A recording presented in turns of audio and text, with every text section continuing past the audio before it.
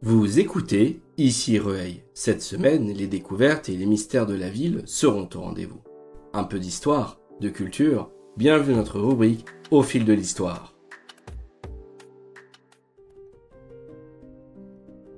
Nous sommes en octobre 1870, en pleine guerre franco-prussienne. Alors que Paris est assiégé, les combats s'intensifient aux portes de la capitale. Revenons aujourd'hui sur la bataille de la Malmaison, un affrontement décisif mené par l'armée française dans les hameaux de Rueil, entre espoir de reconquête et volonté farouche de résistance. Le 22 octobre 1870, la guerre franco-prussienne fait rage depuis le 19 juillet.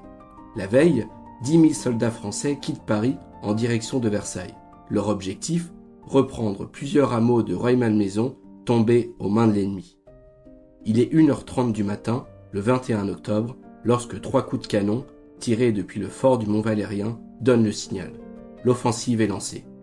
Depuis plus d'un mois, Paris est assiégé. L'armée prussienne occupe Bougival, Garches, Saint-Cloud et une partie de Rueil. Les avant-postes ennemis gagnent du terrain. C'est dans ce contexte que les généraux Trochu et Ducrot décident de passer à l'action. Une manœuvre stratégique, mais aussi morale. Tester la résistance de nos troupes et relever leur courage.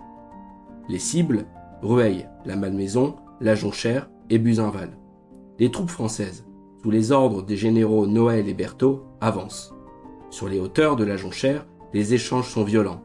Le commandant Jacot est mortellement touché, mais les Prussiens reculent.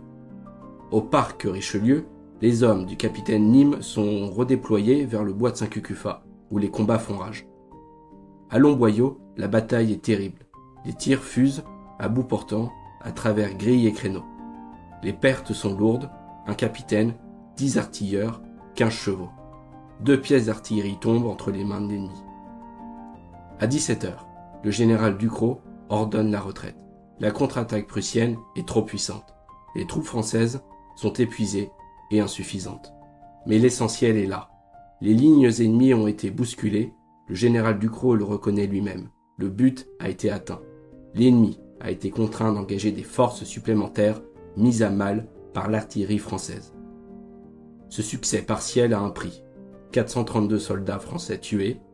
Pourtant, cette bataille reste l'un des premiers actes de résistance de la région parisienne. Quelques semaines après, la capitulation de Napoléon III à Sedan.